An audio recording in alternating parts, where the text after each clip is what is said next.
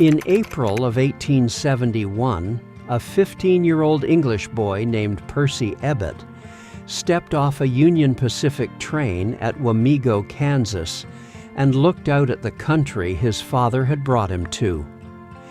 The Ebbetts had come from Kent, where every acre was in sight of an oak or an ash that had been standing for 300 years. What Percy saw at Wamego was a horizon without a single tree on it.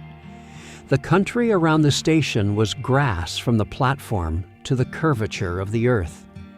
He wrote in a memoir published 15 years later that his first thought was a practical one.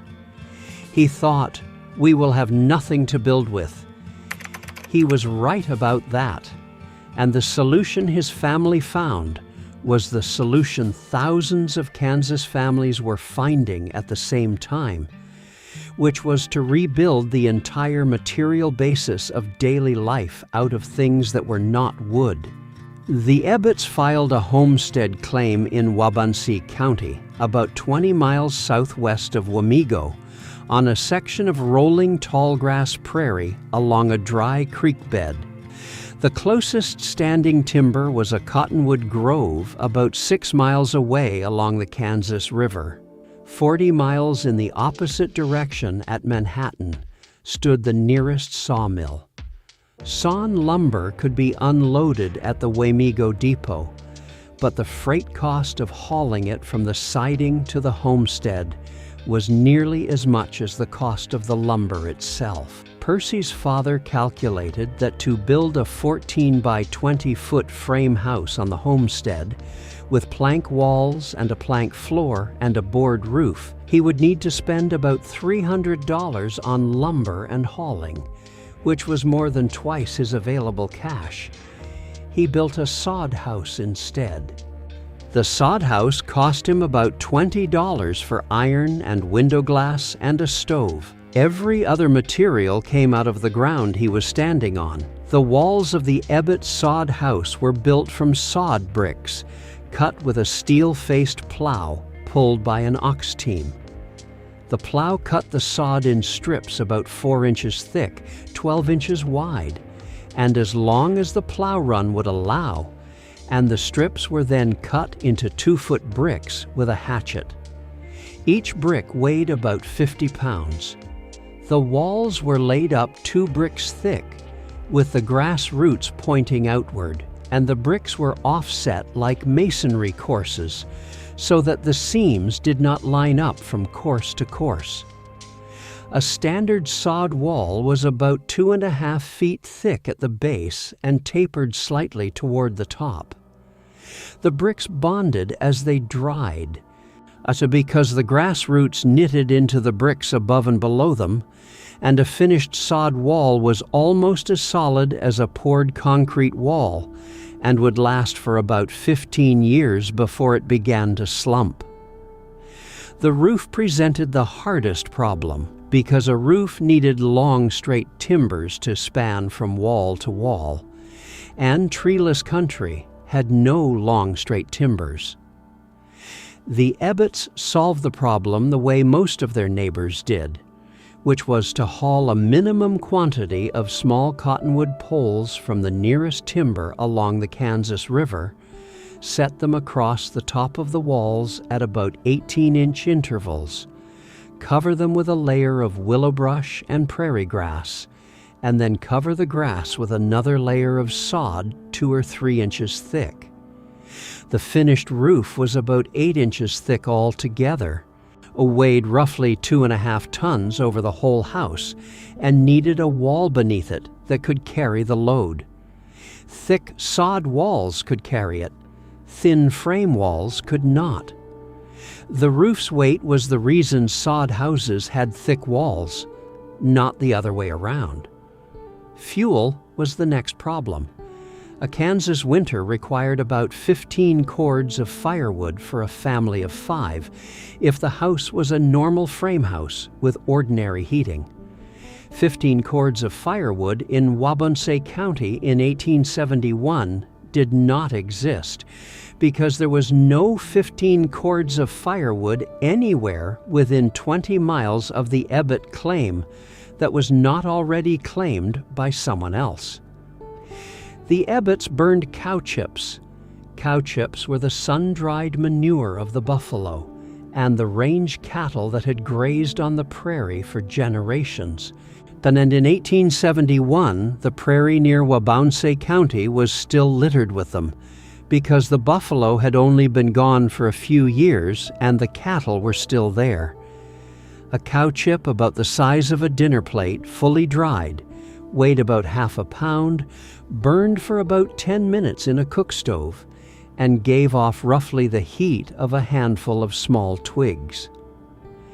Percy's memoir records that in the first summer on the homestead, the children collected cow chips as a chore, carrying them home in gunny sacks and stacking them in a lean-to against the side of the sod house, and that by September they had about 1,000 pounds of chips stacked and dried, which was enough to cook for the family through the winter and to heat the house during the coldest weather. The chips burned hot and clean if they were fully dry. The smoke had no offensive smell, because the cellulose content of the grass had been broken down by the cow's digestion and dried by the sun, and what was left was essentially a light vegetable charcoal. Percy said the only disadvantage of cow chip fuel was that the children who collected it came into the house smelling of the prairie, which his mother eventually stopped trying to wash off their clothes. Lighting was another problem that the absence of trees made worse. A family in the eastern states in 1871 burned whale oil lamps or candles made of tallow from their own livestock, or used kerosene lamps if they could afford kerosene, which had come on the market in the 1860s. A family on a Kansas homestead had access to kerosene only at the town store, and kerosene cost money the homesteaders did not have. And then the tallow from the family's livestock had to be rendered and molded into candles by hand. The Ebbetts used tallow candles for the first 4 years and switched to kerosene in 1875 after the wheat crop of 1874 came in well enough to produce a cash surplus.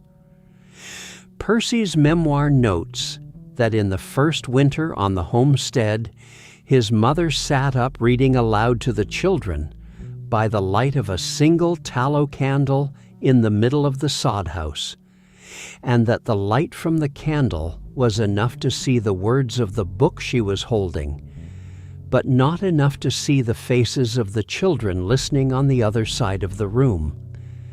Fencing was the next problem. A homesteader needed fences to keep his cattle in and his neighbors' cattle out and to separate the plowed ground from the grazing ground. And fences on a Kansas homestead in the 1870s could not be built of wood because wood was not available in the quantities a fence required. A quarter-section homestead of 160 acres, if it was to be fenced on all 4 sides, needed about 2 miles of fence line, and 2 miles of wooden post and rail fence would consume about 1,200 wooden posts and about 1,500 board feet of rails. The Ebbetts did not have 1,200 wooden posts, and never would. Their solution was a live-in fence made of Osage orange, a thorny Midwestern tree whose wood was so hard and whose thorns were so fierce that a hedge of it grown thick enough could stop a full-grown steer. The Ebbetts planted their first Osage orange hedge in the spring of 1872 along the south line of the homestead, using seedlings they had ordered from a nursery in Illinois. The seedlings came in a wooden box, 400 of them packed in damp sawdust, and cost about $3 delivered. They were planted a foot apart along a shallow plowed trench. Within 3 years, the hedge was 4 feet high and dense enough to turn a calf. Within 5 years, it was 6 feet high and dense enough to turn anything. Within 10 years, it was a permanent barrier that required no maintenance beyond an occasional trimming, and that would outlast the original homesteaders by 100 years. Osage orange hedges planted in Kansas in the 1870s are still visible from the air today, running in straight lines across the modern cultivated fields, showing the boundaries of the original homestead grants. Water was the next problem, and it was the hardest one. A Kansas homestead needed a well because the surface streams were seasonal and undrinkable in dry weather, and the rainfall was insufficient to rely on cisterns. A well in Waubonsee County had to go down between 30 and 60 feet to reach reliable groundwater, and digging a well by hand through prairie soil and limestone took about 6 weeks of work for one man with a pick and a shovel and a bucket on a rope. The well walls had to be lined with something to keep them from collapsing, and the something had to be available on the homestead because hauling line material from a distance was impossible for cost reasons. The Ebbets lined their well with limestone slabs they had pulled out of a shallow ledge on the creek bed, stacking the slabs in a drywall technique they had learned from Percy's grandfather in Kent, who had been a stone waller on the Downs. The limestone came out of the ground on the homestead itself, which was fortunate, because most Kansas homesteads had limestone within a mile or two of the house if the homesteader knew where to look. The finished Ebbet well was 38 feet deep, 4 feet in diameter, lined with 87 stone courses, and produced about 400 gallons of cold clear water a day, which was enough for the family, the garden, and the livestock. It is still on the property.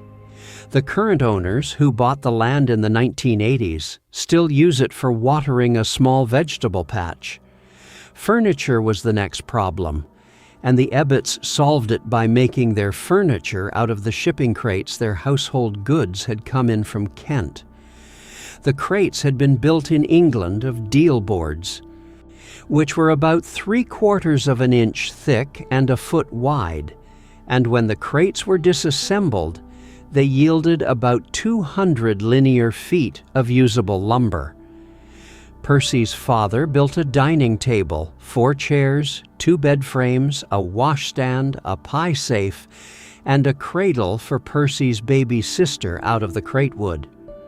The furniture was unvarnished and unpainted, and the nail holes where the crates had been assembled were still visible in every piece, but the pieces worked and they lasted. The cradle was still in the family in 1886 when Percy wrote his memoir, and had by then rocked 4 of Percy's younger siblings and 1 niece. Tools were the next problem. A Kansas homestead in 1871 required a plow, a harrow, a scythe, a hoe, a spade, a shovel, a saw, a hammer, an axe, a pitchfork, a grindstone, a drill, and a set of carpentry tools, all of which had to be made of iron and steel, and none of which could be made from materials available on the homestead. The Ebbets had brought some of their tools from England, in the same crates that became their furniture, and they bought the rest at a hardware store in Manhattan over the course of the first 2 years on the land. The cash outlay on tools was about $70 spread over 24 months, which was the single largest non-land expense the family had in the startup phase of the homestead. Percy noted in his memoir that the tools were the one piece of the treeless prairie economy that could not be substituted for locally, and that every homestead family had to figure out how to pay for them in cash or to borrow them from a neighbor or to go without them. A few of the poorest homesteaders went without. And Percy described a family 2 miles away who had no plow of their own for the first full year on their claim, and who had to borrow one from a neighbor whenever they wanted to break ground, and whose first wheat crop was small as a result because the plowing was done late and in a hurry. Cookware and household implements were the last problem, and here the Ebbets improvised. A cast-iron cook stove and a kettle and a few pots had come with them from Kent in the shipping crates. Everything else in the kitchen was made on the homestead out of whatever was at hand. Wooden bowls were carved from hackberry branches brought back from the cottonwood grove. Butter churns were built from sheet metal salvaged from the stove packing. Bread boards were cut from deal crate boards. Candles were molded from tallow rendered from the family's own livestock, in tin molds that had been ordered by mail from Chicago. Soap was boiled from ash leached out of the cow chip fires, mixed with tallow, and cut into bars with a wire. Everything that a New England household of the same period would have bought ready-made from a store, the Ebbets made from scratch on the prairie, because there was no store within reach and no cash to buy things at the store if they could reach it. There were also the secondary trades. A homestead could not survive long on pure self-sufficiency because certain specialized crafts required materials and skills the family did not have. The Ebbets, like their neighbors, needed a blacksmith to shoe the ox and repair the plow, a miller to grind the wheat, and a carpenter to frame the one window into the sod wall and to rehang the door when the frame shifted. The blacksmith, the miller, and the carpenter all worked in the towns along the railroad, because the railroad was the only place that could bring in iron and millstones and sawn lumber, and because the towns grew up around these trades even before they had their own post offices. The first real town near the Ebbet claim was a cluster of 4 buildings about 7 miles away along a wagon track. By 1875, it had a blacksmith shop and a flour mill and a post office. By 1880, it had a schoolhouse, a church, and a newspaper. The filling in of the town tracked the filling in of the countryside, and the timing of both was set by the railroad, which had pushed its main line across northeastern Kansas in 1866 and had connected Wamego to the rest of the country with a line of rails and ties that the homesteaders themselves did not have the materials to build and that they could never have replicated locally. The total cost of setting up the Ebbet homestead, from the day they stepped off the train at Wamego to the day they had a working farm with a sod house, a well, a fence, a plow, a garden, and a small herd of cattle, was about $140 in cash and about 18 months of 6-day labor weeks for the whole family. Compared to the cost of setting up a comparable farm in a timbered region of Ohio or Indiana at the same time, which was typically about $700 in cash plus the cost of felling and milling the timber, the Kansas homestead was an order of magnitude cheaper, and that was the reason the prairie filled up as fast as it did between 1870 and 1890. The absence of trees, which looked at first like a fatal disadvantage, turned out to be an advantage for any family willing to rebuild the material basis of daily life from first principles using sod and cow chips and Osage orange and limestone. Percy Ebbet left Kansas in 1885 at the age of 29 and returned to England. His father had died 2 years earlier of a chest complaint that Percy thought had been made worse by 14 winters of prairie dust. His mother had gone back to Kent in 1880 after the children were raised. Percy himself had grown tired of farming and had decided to become a writer instead. The memoir he published in London in 1886 under the title Emigrant Life in Kansas was a modest commercial success in England, where middle-class readers were interested in accounts of American homesteading as a kind of exotic adventure literature. And it went through 2 editions. It is still in print in the public domain, available in reprint from university presses that study American Western history.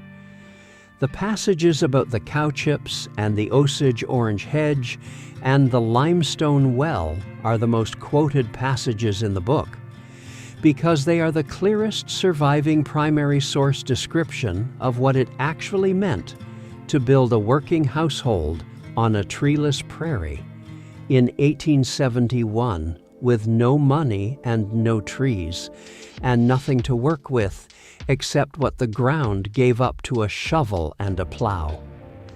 The Ebbett sod house has been gone for a century. The hedge is still there. Aerial photographs of Waubonsee County taken in the 1950s and the 2010s show the same dark green line along the south edge of the same section of ground, running east to west for half a mile, casting the same shadow in the late afternoon light. It has been 154 years since Percy's father walked along that line in the spring of 1872 with a burlap sack of Osage orange seedlings in his hand, and the trees he planted that afternoon are still there, still turning the same calves that still wander up from the lower pasture, still marking the edge of the same square of prairie he signed his name to at the Wamego Land Office in 1871. Some of what was built on the treeless prairie lasted a generation and then disappeared. Some of it is still there. If you want more stories like this one, the full playlist